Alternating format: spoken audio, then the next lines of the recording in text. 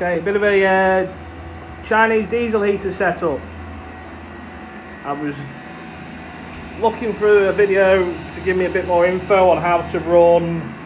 That there is used engine oil, hydraulic oil, bit of chainsaw bar oil mixed with about 30% diesel. It's unfiltered. There is a small filter that I've added to just after the pump in this Chinese diesel heater unit, and I couldn't get it to run properly on it. It kept cutting out and burbling.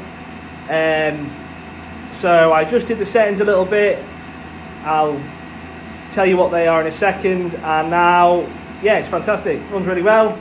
There is a hole in the wall there that exhausts outside. As you can see, there's no white smokes. It's not, so it is burning well.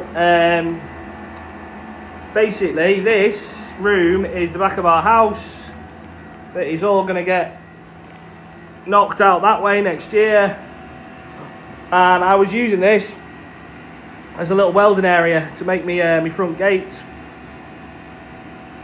And during the process, it started to get a bit cold. Obviously, there's one radiator left in here that is now turned off.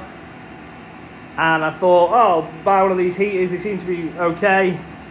Everybody's running them on diesel. I've got, you know, I could do that just to keep yourself warm during this process. Then I read a bit on people using it on used engine oil, and I'm yet to find a video with sort of a bit more info on it. And this isn't that video either. You know, I'm sure someone else will put one up with who knows way more about these things than I do. All I'm going to say is the settings that I'm using and the way in which it's sort of worked. So there's a double insulated pipe here, 70mm. Then this was originally just blowing into this room and this room, and then I thought, well, if I get a piece of pipe, I can actually blow the heat into the rest of the house. This wall's coming down, so it doesn't really matter. And I thought, well, it's, you know, gas prices are ridiculous and it's worth a go. And to be fair to it, this is a 5-bed detached house.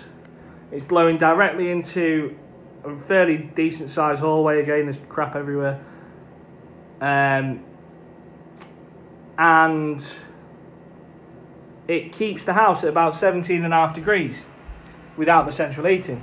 So it's a 5-bed detached house, uninsulated, built in 1920, big old ceilings, no floor insulation. So it's giving you an idea of the amount of heat output. This room at the minute gets to about 16.5 degrees, while the rest of the house gets to 17.5.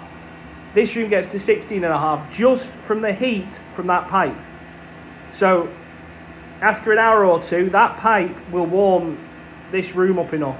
Again, it's a bloody awful setup, I know that, but it was all temporary and it's working brilliantly. The settings I'll go into dead quick. So again, running dirty engine oil mixed with hydraulic oil mixed with about 30% diesel. And what I found was it wouldn't start on that.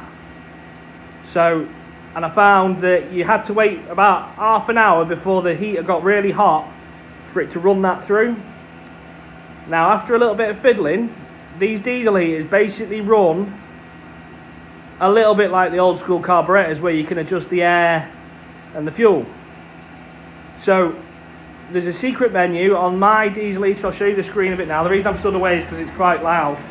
But if you look at the screen there, that's the model I've got. Now, if you go down to the padlock symbol and then you type in the code 1688, that allows you to access that. Now, the settings I'm running this heater on at the minute.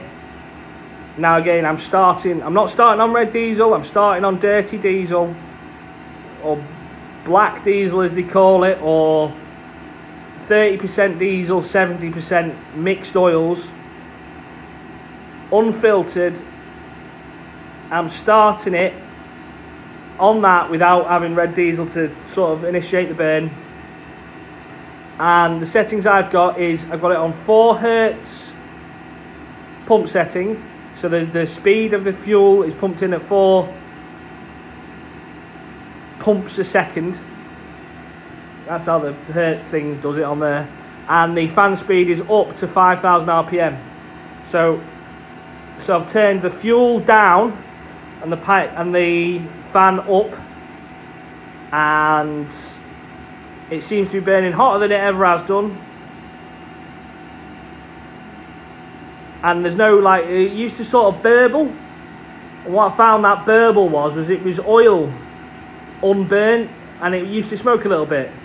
And all that's gone from basically, in effect, adjusting the carburettor, if you imagine it to be a old school 2 or 4 stroke engine, adjusting the carburettor has just made this now run really well.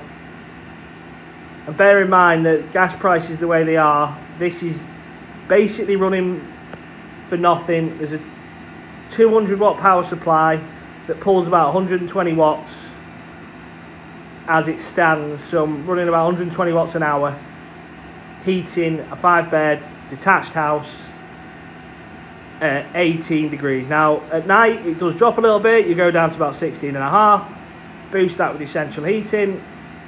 Again, this house is completely uninsulated, so gives you an idea of how much heat these put out, the efficiency of them. Just your main thing with it is be safe. Obviously, exhaust goes outside, have a carbon monoxide detector, have a fire alarm, only run it when you're in the house. Very obvious things, and I'm not suggesting people do this, but if you've got like I built this office last year for my missus. If you've got an office like that, in there's a normal radiator with 2 600 watt probes in it, running a bit like an electric towel radiator. So that's running 1200 watts to keep that, and that radiator pretty much runs constantly all day to keep that little room warm. And then this is running 120 watts and some used engine oil, keeping a 5-bed detached house warm.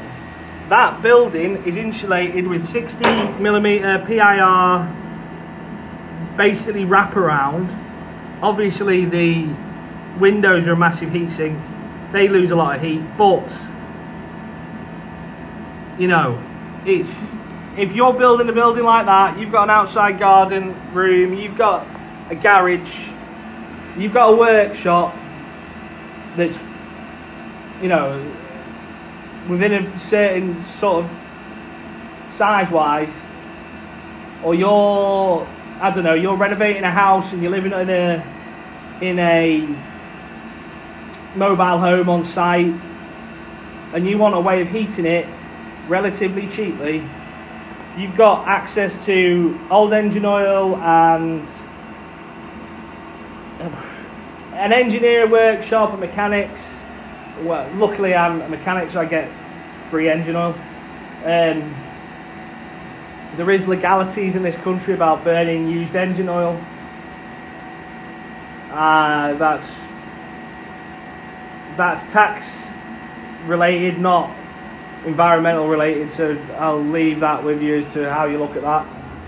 But look into it, do whatever you want to do. You know, I'm not advising people do or don't do this, and all I'm saying is stay safe. But